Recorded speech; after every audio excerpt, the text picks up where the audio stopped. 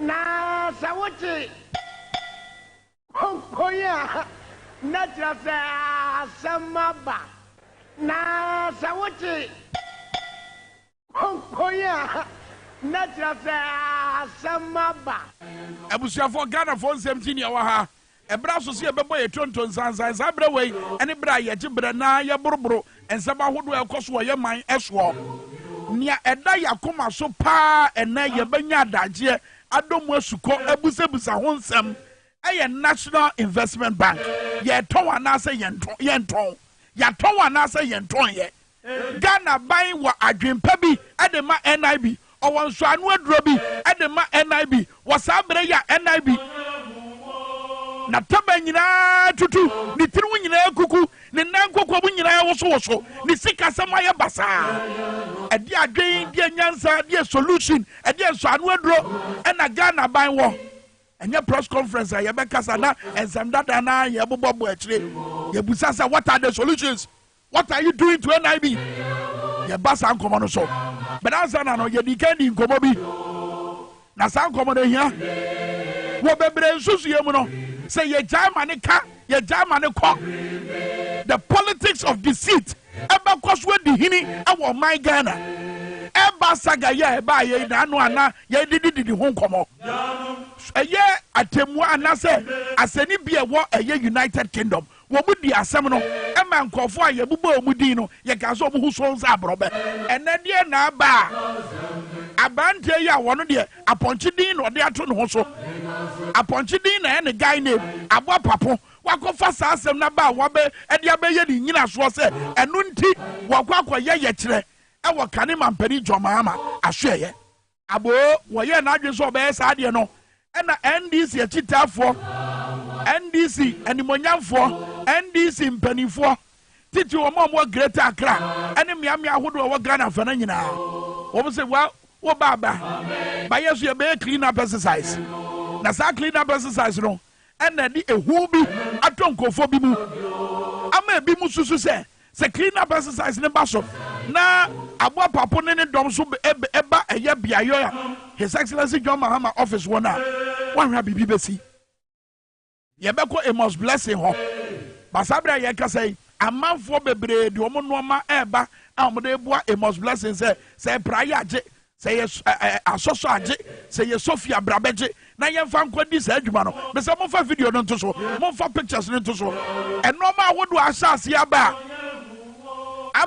amanfo ho aba mo so say sa clean up exercise no say serious ehun nsuo ehun praye ehun sika wa sika na no sika rutum si yasia no pa sika no masia no pa ana praye no nya de ye kunturu ye mu ansa na ye de apra ni bio wo ye gira ho chi ni bi ene wo gira ho a obi ba obehu enye de kunturu ye mu e de pra ni bia na o hwe sika na no hwe sika no wo ye sika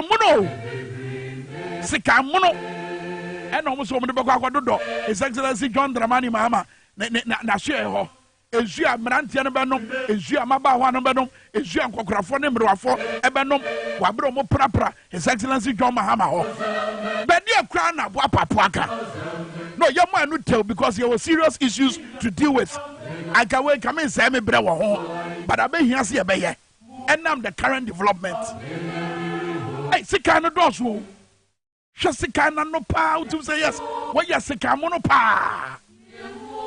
But Abwa Papo say, Yentiano, Yenti Abwa Papo.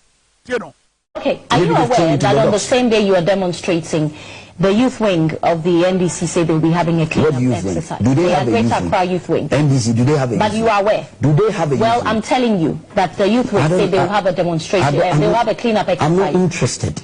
Why am I interested? Because we've gone with the Public Order Act procedures that we're dealing with the police. We trust the police. There are laws in this country. We are not living in a jungle. We are not living in a banana republic. We are living in a country where laws works in this country. So if somebody say then be throwing their tantrums and be talking about they want to come and do cleanup, they have their right to come and do cleanup.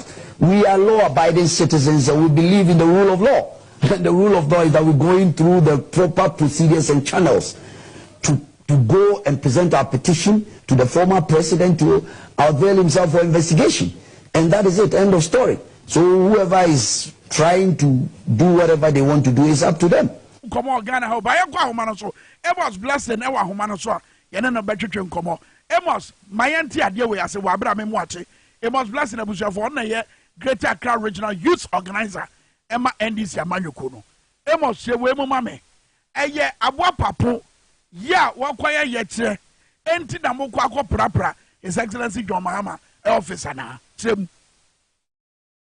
Onia mecha oni weti for muti wanapa we na machia Ghana mamuni nyina ni imebno mo Peter Kra any Ghana final nyina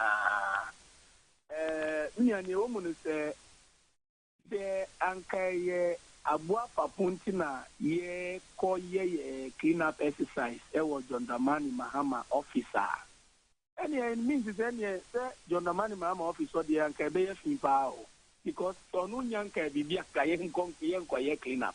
But the point is that Uchi Bedia was say Uma a honum egg or fine a Finbian Miho, a radiant for honomo. In fact, it is we have lived with this saying say cleanliness is next to godliness. And say Obi Koye clean up exercise and so on. It's a humanitarian exercise. Yeah, flag bearer, and His Excellency John Dramani Mahama. And he believes on January 7, 2025, he will be sworn in as the next president of Ghana. So, as the youth of NDC, passing him, I said yes, you're protecting him. I said yes, you say yeah, and who beton no yeah. So that is the notion behind this whole cleanup exercise on the 16th of November. But Obi so yesterday and also whatever antina ye clean up. But Amos, curious enough, no, 16th of November, no, Sada no swan na boa papo, and then dom eba yes I yesterday. To the sense, was it more young crown or who said Dogobi no abe. Namukra more youth wing be crampo, elmo party no. With the idea, normal bisa. Response to sa comment near the Minda Pami, Paya, Nanado Danko Kufuado be Mampenino. Or such share holidays I ever Ghana. Or you be free moon, you be Kahun. Holidays man, Nanado Danko Kufuado, she share. One, she share holidays there is a day called 16th November designated or earmarked for. And then so to embark on demonstration. And on that day, nobody should do anything. 16th November, an ordinary day for all of us. Who so Jumo Ubeko? Who so your clean up exercise Ubeye? Who so near the new Ubemia? So there's nothing like a day set aside for Osubempa to do demonstration. No, It's a day for all of us.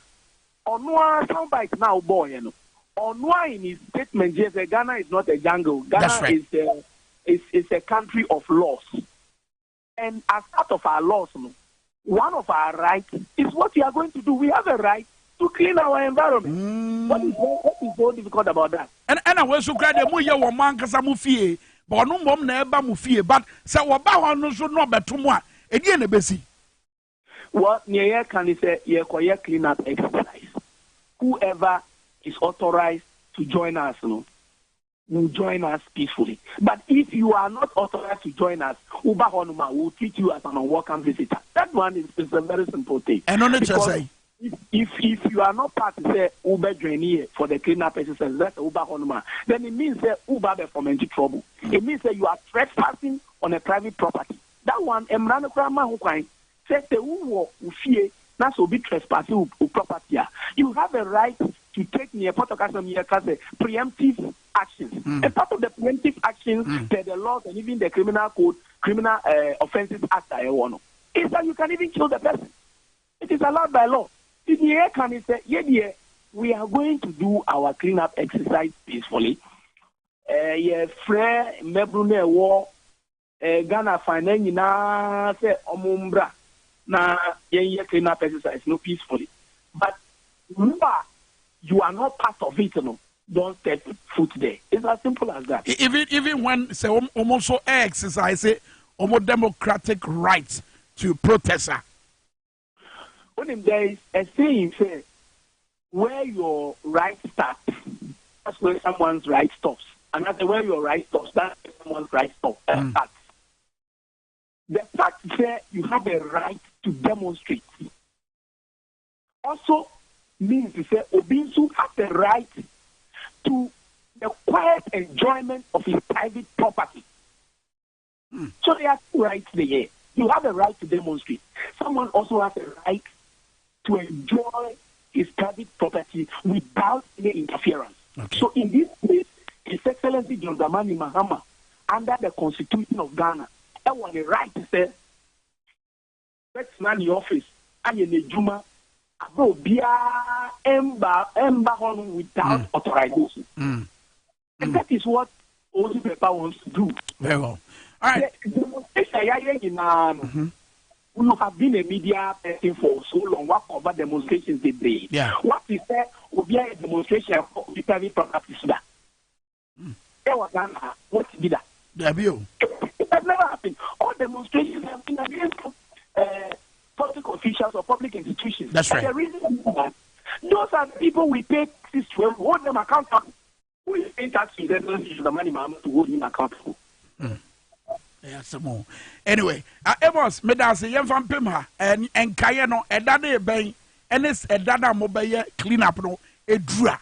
You better was not your disa and come on. Medasi, and Obra Winyamai. Okay, I dear Bakuso was who Abra Yabo Tonton Sansan say, or mine, sitting and past president.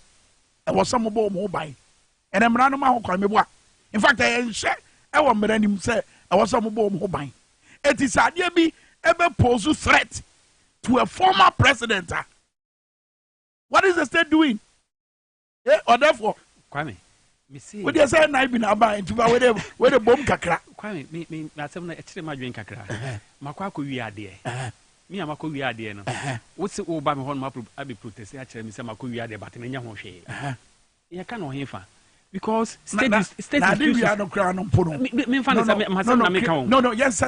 because I'm out for the way I'm out for tears. You cannot say me city. Me funny say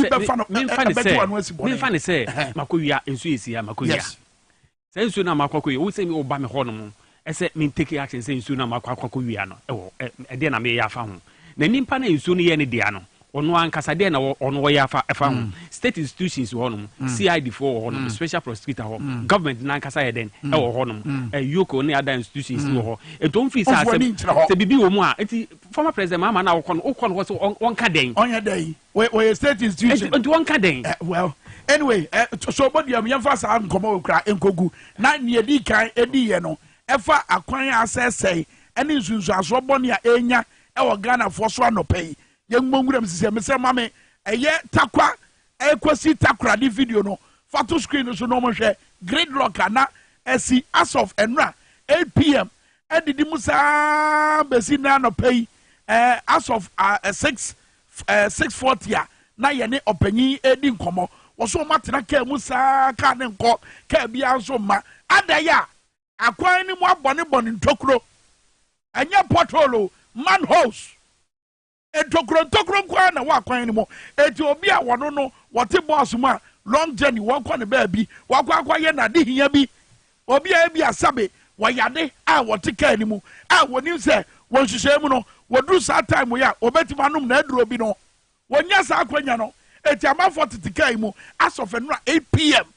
bisin de as of this time ye kasa no omo da so gina mo den ye kwa ahoma no so na ye ne eye opanyi baako a wono so saa kwan wo se kwame atakwa asam na aka takwa tu takra de we ejire mu saa kosi alubo wo se kwa akosi alubo wo se kwan ne nyanya eja ba odin na fe twamfonyi ne kire ye eja kwame ebeda o ma serious like that today onani TV station election mo fire na often takwa aguna nkwa takwa di ready Kwame, on your crap.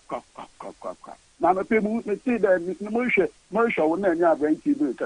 on the on time for Kwano duty. And Kwano in any 3 days, we call program I was ready.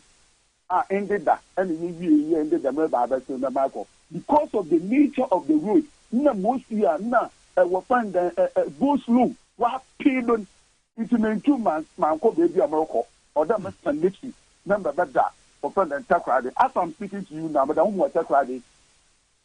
A corning, you coming. A corning, you to beat or yell me more than no one fan breath, young hospital. This is the corning problem you believe. A walk, but a corner, you know, describe what say, chamfonino, not in such a way, say, yeah, young Dano Crano, 1 year walk on your bet with the a boo, and who said your city, say a quantity. A quantity on your portal or your manhole. And come from you open the regional capital, or is a Kindi Sakradi. We were further Abuna and Quanta. The I've heard there the consent citizen of even a studio teacher were going back on demonstration because of the road. With them area the Sakradi me Ankasa Sakradi Ankasa. The road is in a bad state, very deplorable. I don't know the way they want to make use of the nature of the road. They see can be from Takwa, Agunam Kwanse to Takwa, what for the where that all the use after deplorable, people use your German. But a go slow, no basana. Ayana Kwanfu from Bien, you are man for better money, and you have what is that? I need a tire, you won't cry, and bottom, I would be. Kwame, a funny beer in you. A funny beer was the only road that all one will say, you know, or your content will be what when you work or what you to not drive to win them area. No one, I will every studio, not coffee with studio crew, not couple with topo, normal road, corner. In Kobe, take you better 30 minutes. I got a couple of ways to take you about 4 or 5 hours. I couldn't name my son, could do a grand quanta and time at your condo. But what to a Ghana won't fast idea way move. Now it is a roads and highways minister. And I know about Kazana, year of roads. Nana, ya and Tabia, Professor Adai Sudibashim Zere, about road to contract. A man for the who's got $1 million in a home corner. What it is, some way, not the truth to be ya. Yeah, you won't for ye, the man for now was who travel for ye, the chair. And then I walk at a Ghana penny for Ghana penny for no. Oh, yeah, NPP Aban. What the Ghana for your nagging with that word.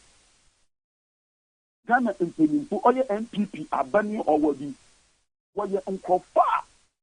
What the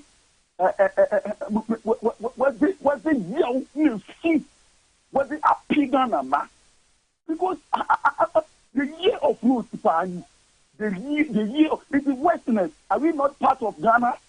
Are we not part of Ghana? Westerners, are we not part of Ghana? That means the Ghana thing in no Western way to handle water. In fact, the road minister within your opportunity make a road minister in the hand. And then come on, some of you back because it looks as if it's a case. It's a case. And I will appeal to Yanni and him for Western. The one come on, because this is not how they should treat Westerners. This is not how they should treat Westerners. Saying that, them Americans, no, them will baby and free no. Now, so because of the nature of the road, you need to make a car almost 4 to 5 hours, 6 hours. Now you move, maybe you're doing a while, so I don't have any option. Most I know, I'm not going to move. I have to get back to Saturday. What is that? What is that? Anyway, you're from Pima, Meadow say, and over. Now, yes, said you're busy. Now, the idea. No. And I'm paying, and you don't call for fee. It didn't want the fee. Hello. No, and didn't want to fee. I've gone to every school. I was Saturday. And so because of that, you begin to go to the school. I'm going to see a grand quanta what be Juma what say, the enclave more. I'm going to see you at Bokron area what be more Saturday. the engine will be too waba. Because I call man from an affected side, they are 10-11. At the time they will be doing no paying the way. Commander, Medase, Yabasa Casabio, Nadia Coswaro. Green means go. As we also green no be to be go. Go, no general. And yes, and them forms woe. A quine more bonny in Tokron so, and yan Tokron getting Kitibio, Acacia, Awutoma, a jay a true free. Tan Tokron be, and I did that quine you swore. And not just sa quantum pound where you. A commercial quantum pound. I had the first lubo de qua, a man for be marshal. I had it, and no man would wa, a bebois, a massicaba maimu. At the first road, not just that road. Share a yet Temamoto way so. Could you shout in our year campaign, Mammo? Or say, Nano Quenya lawyer Quencha, or say, Wabe motorway, your friend say, Crusader. Motorway, fixed motorway Crusader. Ambassador. Woman in a lie because Musuna Mobanya more die in a D, say, political party, Yato Musua Ba, and what's a Maniku, Ghana, Jumana Swo. Na mo yema Ghana be ye krabe no enye no ni mu focus ensika ye nie sa abre yi mu nyina achie mutimi twetwetwa contracts mu apama ye ne enyumaku ahodo bi akọ mutwetwetwam emo man yi boka na fe papa unso ankoma wa ya ba na mo nsini e United Kingdom atu ni nisu ye hwe su ana wo su eche bi ni Evans Benza I will join you. Evans, how serious do you think? I mean, it's embarrassing. I am embarrassed as a High Commissioner. You know, I mean, for this thing to appear on the internet and everything, being a subject matter of discussion in the media in Ghana and here, in the Ghanaian media here. So I'm certain why. I mean, it's serious, but it's just that, as I've told you, and I'm sure Evans, you're also aware. I mean, even for those in private business, it gets to a stage you have to prioritize payments. And when you don't have access to credit, and money is being generated, you know, does not meet your obligation, you prioritize. Where they are crying. Is it a way grown men? I had it to me at home. Look at the way they are crying. Of one recklessness. They are not crying because you had the question will be as your menu manase, you had the question menu any anase, you had the akakadwe. They are crying over their own recklessness. What Nasia said, I shall hang, say, Wapaya, a babu trisho. Say, your trouble be and obi pase, what net we be good botoma, a babu trisho. At the expense of the lives of the people of Ghana. Yenya supiti, a confone your names war, and quadatiti miase. Ezwe yiriya efa amanfo ewo framantem and na ban tibi mosika bidin se sika yei and amede kwa akoso nkofo asene watira se aye han ameka abedo man Ghana so na wusu akire wan wusu e akire wan papa wusu ankoma wusu akire wan yenya modan eye de nkofo mu kra ebe hwe yesu sei and you see me make anya ni nyina ni o mame fa ba ko bi so me sa ma pe so ene de o hwe nyina ye tiba ya onka fra e benya me fom so e ye Ghana nsam ya na ye kika akira mo na wa bra ye ka futu ya na da ne da nyina me de mamo ne say knowledge is power it in some way a make akira no abeye suahunu abeye hunumu asa suahunu ne hunumu yi wo betiba gina so e de exercise power bi a wo on the 7th of December 2024. Eti mama ne be kasa bia kwa minka ne dom eka keke kwa minka ne guest eka keke wa bra ye ka no na wo famu aba na wagina aba no so dia ye bibi wa bra wo koto aba because abra no nko ana wo betima kire omo obu wa ban mu se tumi ne ye wodea abetimi dia ye de ope e se dia ye jomo eno mo sai man no man na japade nyina gicha Koko boda say e say yoko kra ye hu omo so mfaso kwasi Peter special prosecutor as I say yet to say ministers ahodo sika pudo esese so omo dam ni omo mpaase wo ye na adwuma so he auditor general office no so a eno so he na domlevo bo adwuma ye hunu se domlevo no wo ka no kra di no kra etu no kra na montu anti ye pia na tikọ ye yi ni free ho so mo ma ba nyina na se da bia mo sori a na nyankwadan anti ye ntetensam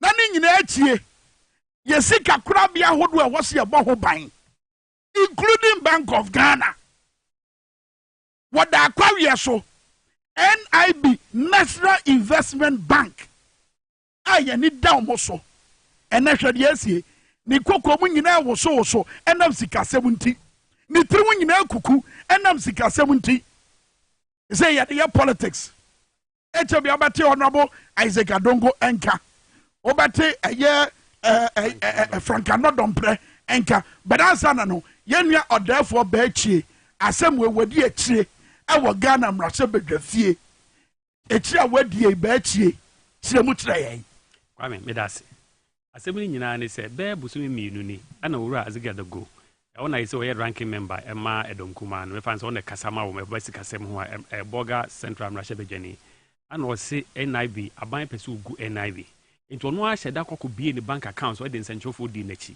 ese se NIB ye banka or investment a man from person investment because I banker Ghana buy kasa asheda ebie entini kwan se ehwema negu a ye feed jumani ade ebe basa ento no akoko bi account ho no se obi an hwe so no nso nye de nko bi account because aban pese ogu bank no enema mienu na aban pese wo pe aban asheda aka se woni sika ne ho sika ne ho ne ma aban sheda so pese ogu bank Isaac Adogo na e kasa ebi se NIB ho ne ma enso na akwantu ntini obese ogu bank na ode kwa akoma ADB but o cheche ma ADB sika wo no so ka NIB sika wo mu nyina na ebe do so ase na ADB sika enti wo nu ade kudi enti wo se aban ye den eko ede sa bank na eko ka ADB ho na NIB e sika bibiri investment bibiri e wo baby wo se next Ghana omo wo investment wo be say 500 million and afi so aban de ne ka bibiri if he say amanfo mkwaji loan no NIB de koye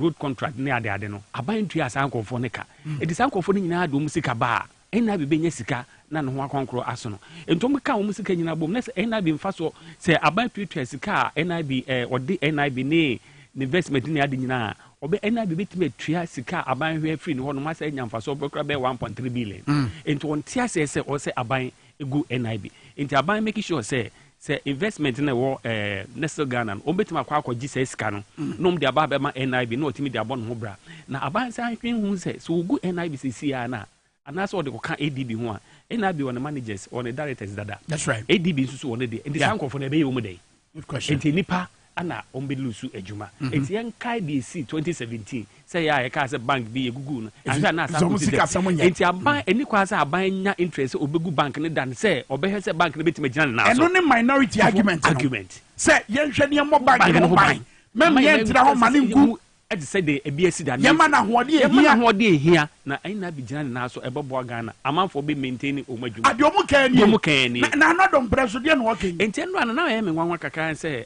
me ka say ase omu nyina asem ba ko na omu ka na bia anodom prenti ase wo minority for de no e bia wante ne nsem bia si enti na ono so ka doka enti omu wie anodom prenti so ka omu de asem no ye amanyosem na nya no kre wose minority no NDC de asem no ye amanyosem if you say NIB o free say new managers e bae o maboa ma e ka no omu de o matimetutu omu ka finance minister omu de skabi na so omu gi skabi free ama friends Ghana amalgamated for trust for no omugu so finance minister omugu so hwe so sabeka sika no kra finance minister aboa mo nsa ka sika bi a omotimi do mabo enti na bi ejina na so sese na first nanka omu ye overstaff enema bi na ni kwase branch bi also nkomunye nipa be 10 no omu ye be 18 omu ahwa atoto sa na ni nyina enti bank ni jina na so a bank no edi ni juma pepepe enti abanye na dwen se obeton bank no enti bank ni jina na so enti mami busa ne se enti NIB ato ana se ye nton an oyi ma no say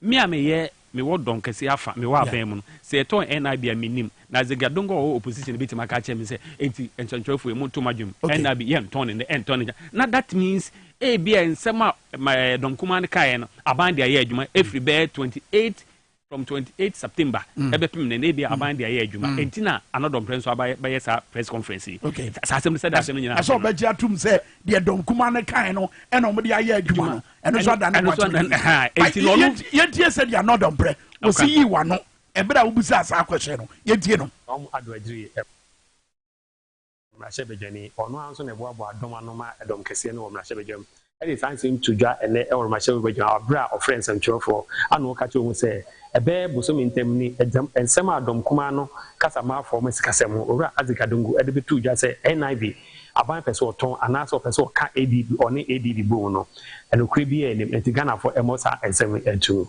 banu trimu poboni ni so beton bank no ya do esco when I say nyomo kasa nyina kasa ama bi ehu say no financial statement 2017 2018 woni nya bi mpoda into new management by no mo do esco no say ade ese ye omo ye two financial statements no and omo say omo ye sika 2.2 billion Ghana cedis into aban yo teso ya for some for Iraken e da no the 2019 there about no ba part no beje sovereign guarantee no ma independent institution be friend GATS Ghana Amalgamated Trust so one no asset onko hwehwe sika no mo mfam be hye NIB ni mu say ye hwe GATS ni mo dis card be won fam buy no ina buy nan kasa efi opepam etebri sika 800 million Ghana cedis no de ko share NIB mu e wo mu an osande 57 million no na ye next Ghana form dividends bank ni retaining dividends no omusika ya 57 billion Ghana cedis no omo retaining no mo de ko ka aban no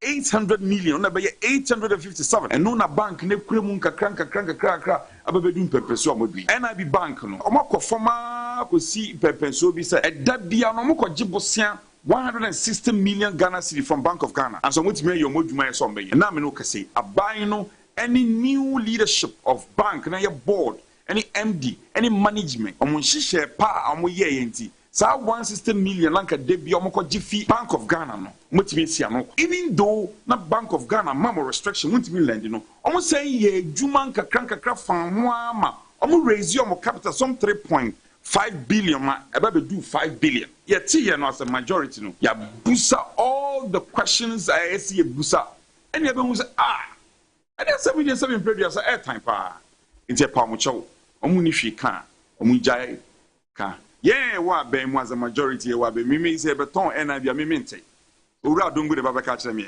e be pa chow ye bibia say ni ebra NIB na ni sika se mo nye te se de na omo hunu no ebra minority who danger no e no mo de nsem no be dey e be tu dwa enti se makwa ye hu bibia mo maka me entie sika no kra wo bo din se wo mo di shame no se de na wo busa offer no wo mo nya no he se sika no free he say sanse mo nyina say NIB ewo ejapade bibiri ana so usika bibiri obabi a saban no bon ho mode ma NIB nsaka say sika ni nyina NIB betima gina de na so and they say question is say dem sika ne sa press conference no omo ye no 28 September that's right and this no ho na minority press conference no omo ye 28 September sa ensembusa na omo de tu dwa no ana ebi aban anya nya suya mu bi ana ode aye we a fine that means edonkuma na ya de aban so aye den aye de and they say no we no enra o kasa no o kan sem bebre so wo mutam no mo disika bi mema nkofo bi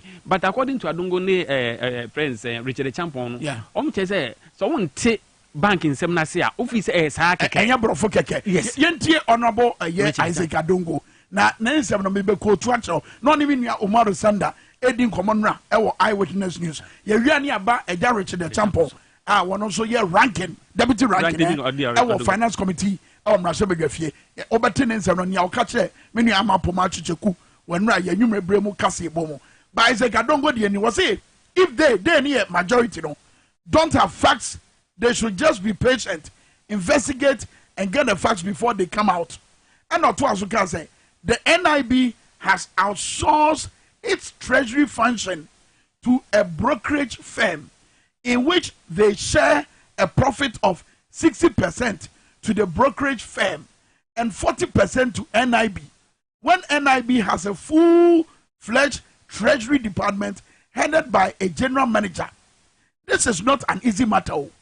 This is a technical financial subject, and we shouldn't be allowing people who just come and speak English to be discussing technical matters that are beyond them. Honorable Isaac, I don't go no.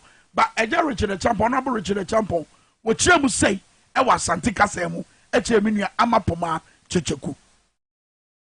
Contractors a Juma Momaye, about the 860 million. Ebesine Aban to Mokomus Quatia Bosia and night. It is Aban to contractors in a car through and night. No money 860 million. No, and not be Sakanosono. I'm writing off the Chinese say. Among first no mania a Guguhono, Achia a canon on behalf of customers. It is a new Mubusum you have written off. Memo so could Jessica over reinstate 860 million, not among more balance sheet tonight then. It's not an answer. When you now must see a school, university, sample I am to wear. I saw yet, no one says it away. Who could you World Bank loan $250 million? And you say, some 15 billion now, I have financial stability fund about the set up $50 million. About 600 million from NIB. No NIB in the balance sheet and your comma. No, you be more amount for Bosnia. Not on to me and create employment. Now, my any mountain you don't be where so much money be that. It will Sanchez when a person abide there. Oh, yeah. What on the Casano, what you say? A month for musical, I know. I say, it's the Honorable Richard Champon, one name in there for Bechi Kasai on the 28th of September. Then, Raya for Richard Champon picture and a tussle, no freezing on, with the video on the tussle freezing picture, and Raya. One year, my pomachi ku ekasai. After another press and send your phone share muna. Well, yeah, no, you're kind. No, we are kind. The first statement now, yeah, then the issue, you know, on young kind. Because our kind here, some years can you know, and you would count them made and yet can. Budget tonight, a banner present and a banner I indicated those budgets in 2023 budget ever and December 2023. I am a document now. Only a buyer agreement normal sign. On my indicator, whom said they will either merge NIB with easy because of own financial position. And you quote somebody in the year customer and women. Let me who be or not some because or repeating some of your kind with systems in the say of Ghana Kojabosia. And no, yes, can want them. Then there's some solution. And what you take me over Kaya, say, on balance sheet, make Kutomono. On more year just rate assessment, on the Messica. Adam, I do abandon measurement with ADB. Power. That message, I account of 250 million. I can't do with this to know. Then I said, a bank share, a value 500 million. If you want shares on net, I don't know what you can. Now, what shares on the idea? One time we shares or no. I'm a different person. Now, we have to see, everyone should get to them. When we get solutions, I have to write with statements and they don't find out call. It is on media or propaganda. Okay, it is the on drink consem and on semnimu sukono. Enti asem naseno. One mom and a political propaganda. As a propaganda when and Ramini Evans when Sako Kabitre Israel for ambassador no say hey propaganda now cannot hear here. Yeah, me try me twatro into do futro nko for you and yes I dey no here. So propaganda is a serious word. So we use this word in the midst of a discussion of a serious matter. Ayana wo ma asem no wo asɛ deɛ wo pɛ wo ma emuduo no ayɛ akɔfam. If that is omo a purpose and I say and only omo botae dia nia yetiti dia bibia da di peve so mati and me ntra enya ten. Meaning said they are discerning viewers and listeners. A mutie ya omo hwe ye. Omate afani mienu nyina ensem. Wan ka say ye ten or therefore the atwato. Kwame, me fi say asem no me de me gini say asem ba ko no mienu nyina ka. Edonkuma ne say aban hwe no wam to anabi anaso wama anabi engu.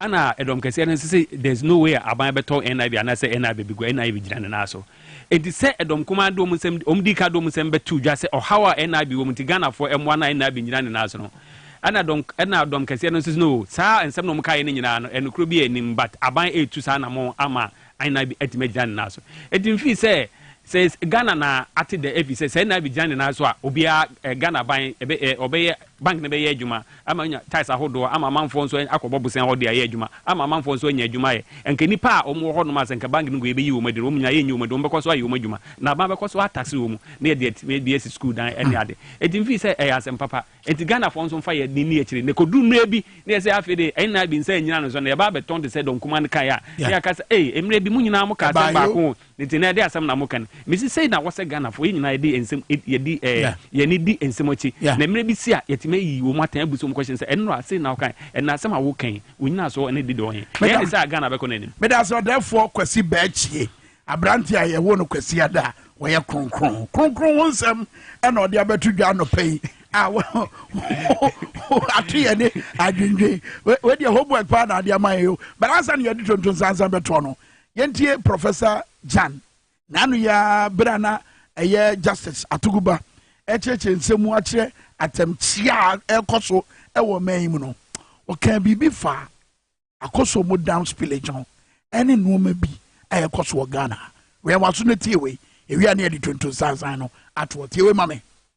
This emanates from the people and shall be administered in the name of the Republic by the judiciary, which shall be independent and subject only to the Constitution.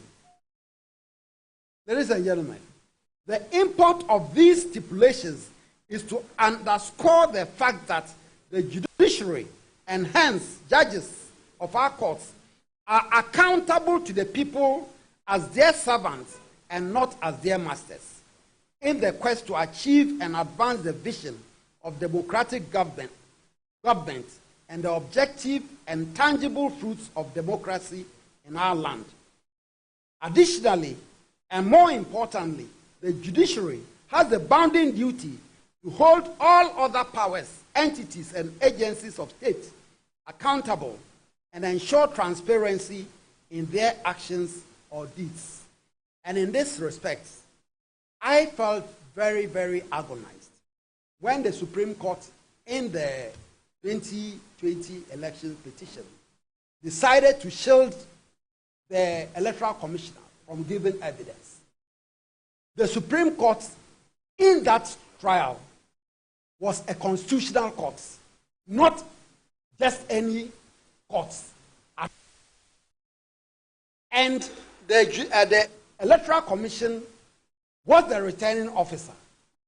She was accountable to the people of this country. And the Supreme Court ought to have allowed her to go into the witness box and account to the people of this country. They shielded her to the detriment of our country for today and maybe for tomorrow. And it is a very, very shameful situation. I don't know. Where you say, Mammy, money for a Dakar. No one can ask them to yeah, Mamma Nanye. And now, oh my God, Chamono. So we're one and to be what? So good, I couldn't want a money try as you had it. It didn't be a cronan one dine. Ghana ni, Yakadi here show. The other by a showing some to say to me no, a showing some.